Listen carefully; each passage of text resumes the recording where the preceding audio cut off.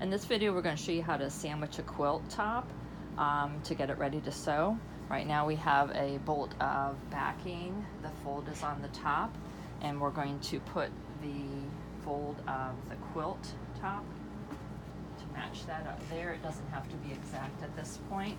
We want to leave a little bit of the extra fabric here just so that there's a little wiggle room when we cut it. So on this end, we're going to cut a little extra so that when we lay it flat, if it needs to move around a little bit, that's okay. Now notice this has to be right sides facing down. I'm kind of flipping this up and I'm grabbing the top layer of the white fabric. I'm just kind of lifting it up and getting it so that the whole thing is flat on there. And I'm going to put it on the batting. I went ahead and I cut this out already just to make it a little bit easier to show you. Usually it'll just be on a roll. And I'm matching up the top part of it so I'll have a little less to trim. And then I want to make sure that everything is on the batting on this side and on this side and flatten it out. So this kind of got a little whopper jaw there. And you can see we have a bunch left there at the top. At this point, we're going to use safety pins rather than straight pins. Safety pins, a little bit more safe if they accidentally get left inside. Now, I don't close mine when I do it because I sew them myself, but if you're making them for someone else, you want to close them. And as you can see, I'm kind of pinning.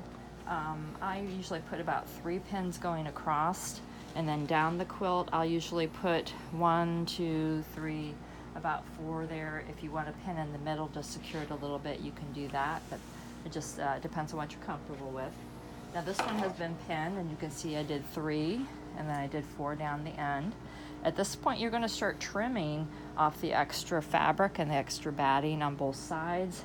This edge doesn't need to be trimmed because I lined it up. And then when you get down to this end, on this particular quilt, it's a little bit shorter, so I can use this little white piece for another quilt.